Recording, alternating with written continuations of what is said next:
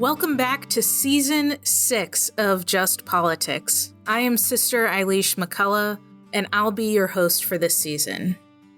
I am excited for you to join me as we take a deep dive into faith and politics.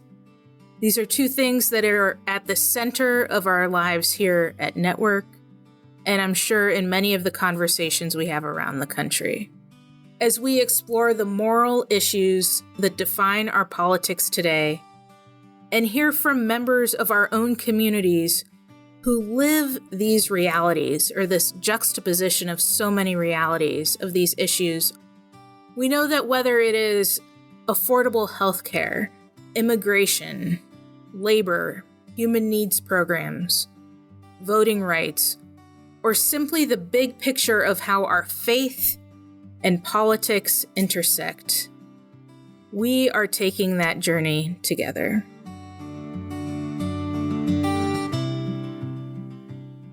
Joining us for today's episode, we have two Catholic sisters who are my good friends and also good friends of Network, as well as someone who covers sisters full-time for NCR's Global Sisters Report.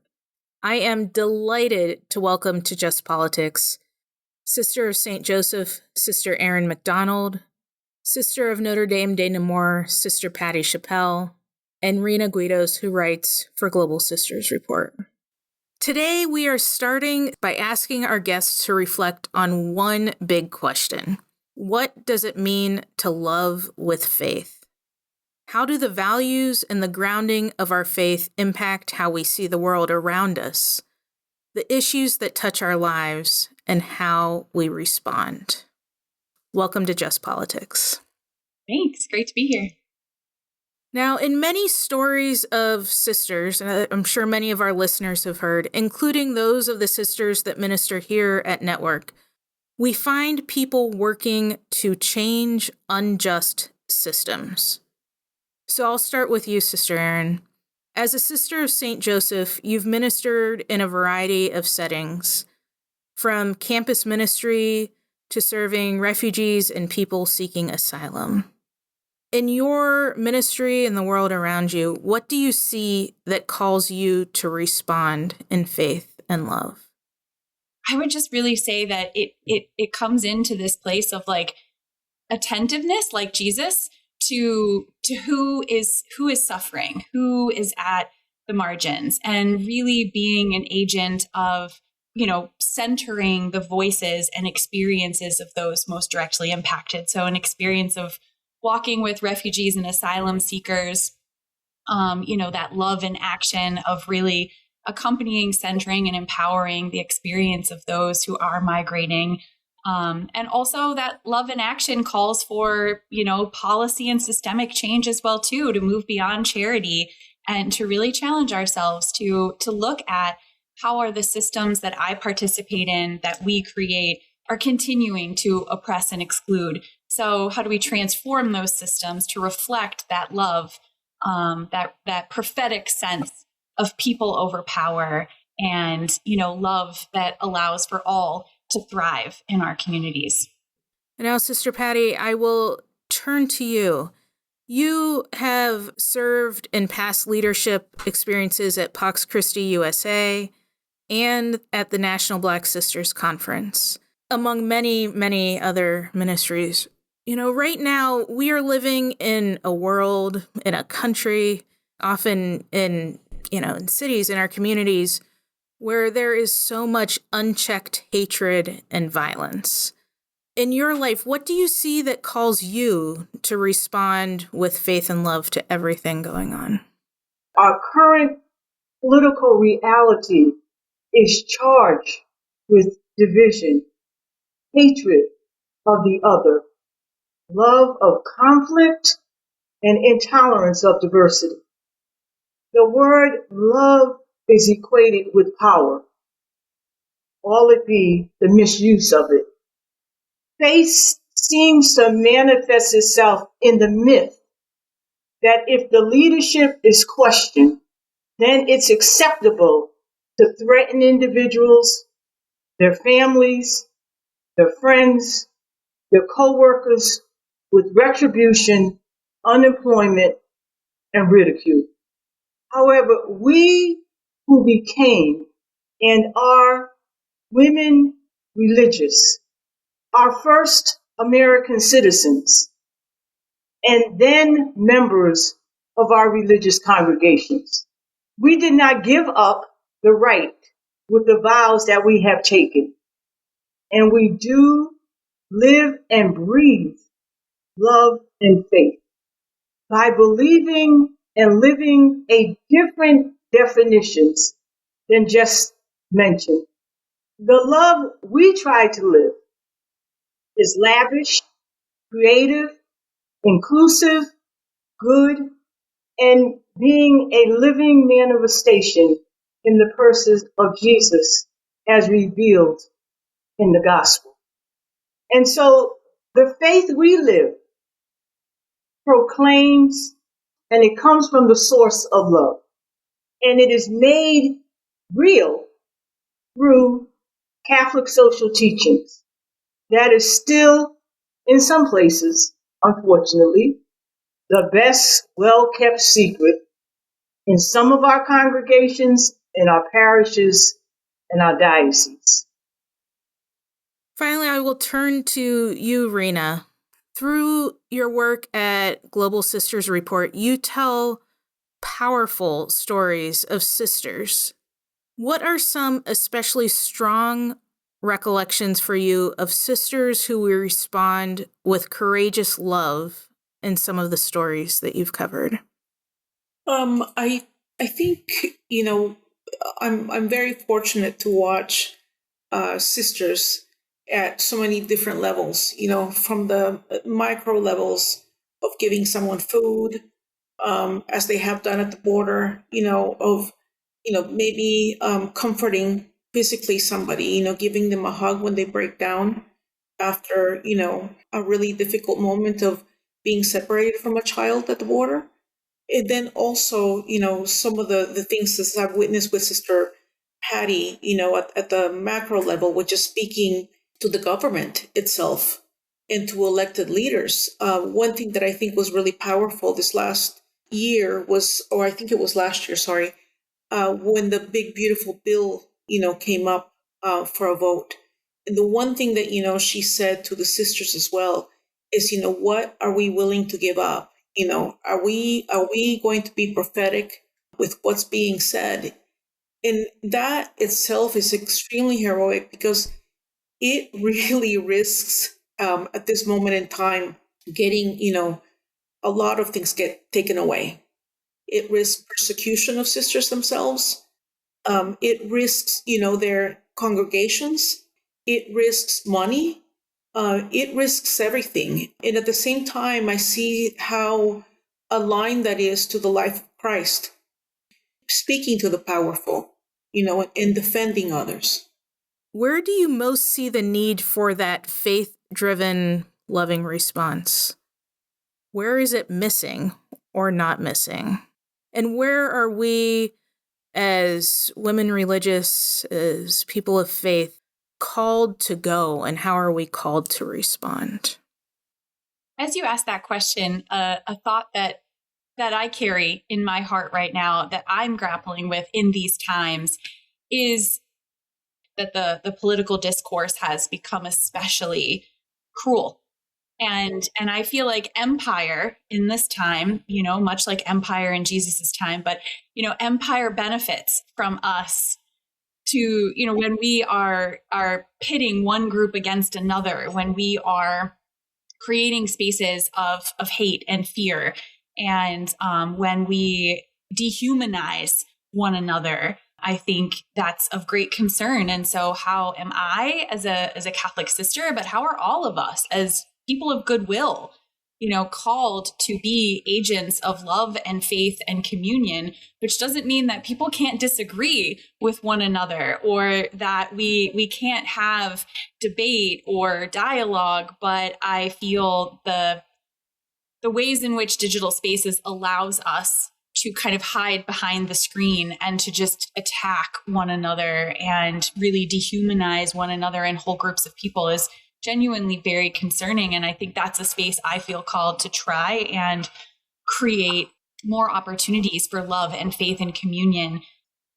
We believe in the inherent dignity of every living being. As women religious in particular, if we believe in the gospel and if we believe in the social teachings of our church, we have a moral responsibility to be the love and the faith which is mandated in the gospel of Jesus, but it is also witnessed through our vows that are living charisms. And so it's imperative upon us not to be silent.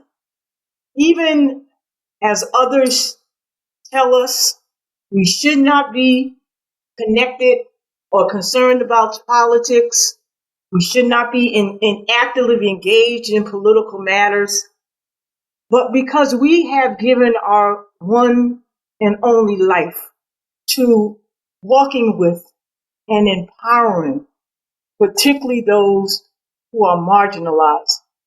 It is what we are called to do. It is our mandate. It's just so profound for us that we have no other choice but to be engaged. In our work at Network with our Costin Fellows, who are our college student fellows, so often we hear from them that they want to make a difference, or they're yearning to connect somewhere, to maybe it's get involved in politics or social justice or make an impact in their communities. But they feel overwhelmed by everything going on, and they don't know where to even begin to plug in. What advice would you give to our Costin Fellows, to other college students, to young adults about how to get connected, how to live out that Catholic social teaching, that gospel call? In my experience of working in campus ministry with a lot of young adults in college, this is a very common point of discernment for really all of us, but certainly for young people who are really feeling the press of so many social issues right now. And it can be incredibly overwhelming.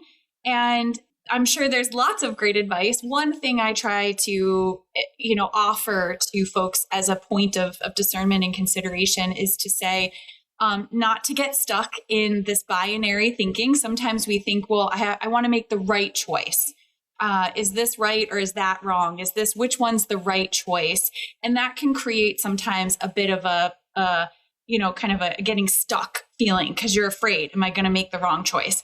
And so sometimes my advice is just do it, just go, because many times I don't know that there's really a binary option. I think sometimes we're discerning between a multitude of good next steps, and each is going to come with its own set of challenges and graces. So I just try to advise people to just really sit and discern in your heart, what is the most loving next step? To not get overwhelmed by right or wrong, to not get overwhelmed by needing to have it all figured out, or to feel like you're making a commitment for the rest of your life. It's just this question of, what is love calling you to right now? What is the next most loving step that I can take? Knowing that as a spirit, being a discerning person means I can continue to discern other steps and other directions and other options, but to really just focus on that next step and to follow that impetus of how is the gospel call to love calling me into this, what's that next step? And the other steps will unfold as you continue to discern. I can tell you a little bit about what I have seen. There's so many different ways that I've seen, young folks participate in the sisters ministries. On the border, there's a lot of kids from Catholic schools who have gone, to pack food and give, and also give out clothing. I think, it just depends on what you're most comfortable with. But the amazing thing is that, sisters always seem to find a good way for others to express their gifts, to be able to discern what am I being called to. Just seeing what what the sisters do. I think that, you can just copy some of that and say, what appeals to me. I am very hopeful when I experience young adults, particularly Catholic young adults who want to concretize their faith in real, actionable ways. So I think many of our congregations are offering opportunities for young adult Catholics to walk with us when we offer volunteer programs. And so that's one way.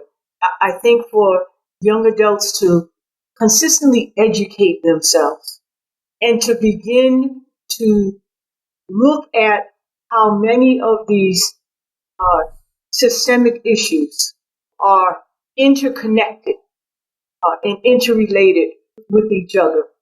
And so that we are careful, we need to be careful that we don't work out of silos.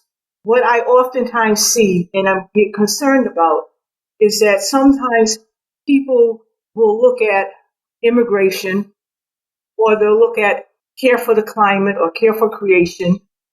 They'll look at human trafficking. They'll look at anti-racism and see those as silos. And so I put all my energy into my particular call. What I am suggesting is that we spend more time looking at the systemic issues of those unjust issues. And if we're really honest about doing that, we shall see that it's all rooted in systemic racism. Systemic racism is the root of all of this. And when we can begin to understand that, then I think we can be more open to understanding the systems in terms of ICE going into people's homes and pulling them out and deporting them. We can begin to understand that it's the healthcare systems, okay, that are just not there for people. We can begin to look at and understand how both the civil rights and the voting rights are being repealed. And why are we looking to redistricting in so many of these states? And then we can begin to see how the power that really exists within Native, Indigenous, Black and Brown communities, if we can begin to harness that power, that collectivity, it's amazing that what we can do. And we have a primary opportunity coming up because the midterm elections are less than 100 days away from us. And this is a wonderful time, a wonderful opportunity for us, as we said, to use those collective resources that we have. And Network does a fantastic job. Amen to that. For young people, the question kind of being, offering sort of thoughts is, to not lose hope in democracy. I think that's shades of what people are sharing. And, for me as a Catholic sister, it is an act of faith and grace to continue to believe in the values of democracy. But it also means we all have to show up and keep working for it.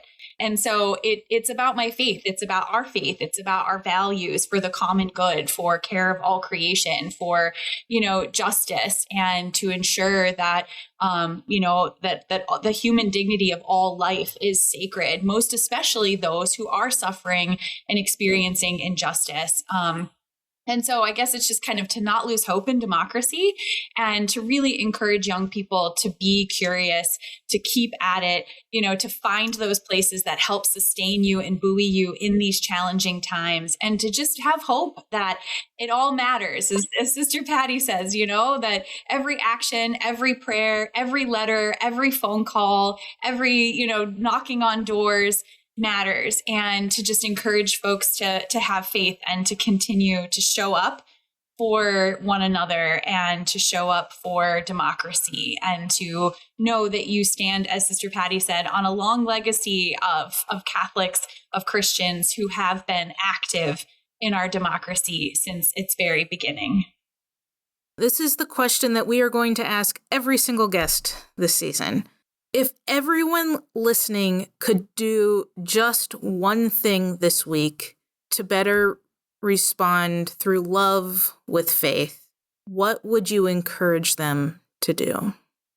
I think that there's a big benefit to discernment. And I think, a lot of, especially from what I see the sisters do, is that taking your next step also means being deliberate about it. And I think through discernment and seeing, what's inside of me, what am I thinking about all of these different things that are happening? And what is the Holy Spirit calling me to do? And I think, being in silence, and I think inside yourself, and, having those deep conversations with God are very important. And I think that you get a lot of answers there. What comes to mind for me is going back to kind of an earlier conversation around dehumanizing language and interactions in digital spaces. And as we're moving into this election season and so forth, really, I would encourage each one of us, myself included, to kind of enter into those spaces with greater intentionality around love and curiosity, and really trying to engage in ways that invites conversation and deeper learning and understanding. So kind of maybe discernment, pause and discern before you post that comment. Is this critical? Is this judgmental? Is this attacking? And to invite myself to say, how about I ask a question of curiosity? How about I honor someone's story and ask to know more? Maybe, to look to learn more about the issue before jumping to comments or language that would continue to other people. I think for me, certainly prayer and discernment are extremely key. And yet, through prayer and discernment, we must move to action.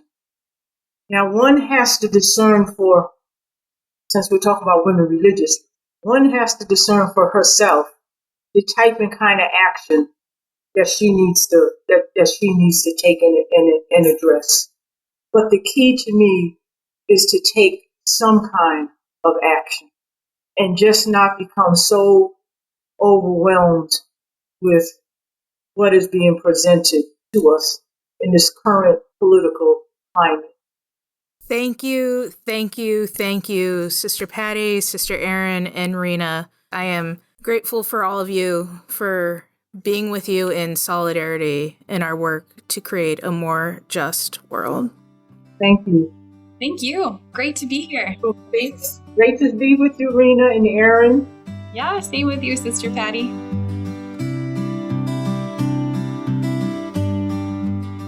I hope this episode really inspired all of you, and that as we engage in our work ahead of midterm elections, that we will continue to speak out and continue to be the change. And that wraps up this week's episode of Just Politics. Thank you for joining us for this important discussion. And I'm sure, like so many of you, I will continue to reflect on what we heard and to be challenged by what was shared. If you want to learn more about the work of Catholic social justice, visit networklobby.org or follow us on Facebook, Instagram, Blue Sky, YouTube, and X. Just Politics is produced by Don Clemmer, Elena Goana, and Julia Morris from the Network Communications team, and our friends Emily Santa and Stephanie Clary, editors at US Catholic. Our engineer and editor is the indispensable Nathaniel Hunter, also at US Catholic. Help support our work by subscribing on Spotify, Google, and Apple Podcasts, or wherever you get your podcasts. And please Share us with anyone you know who wants to learn more about how our faith and values lead us to a more just politics. I'm Sister Eilis McCulloh. Thank you for listening.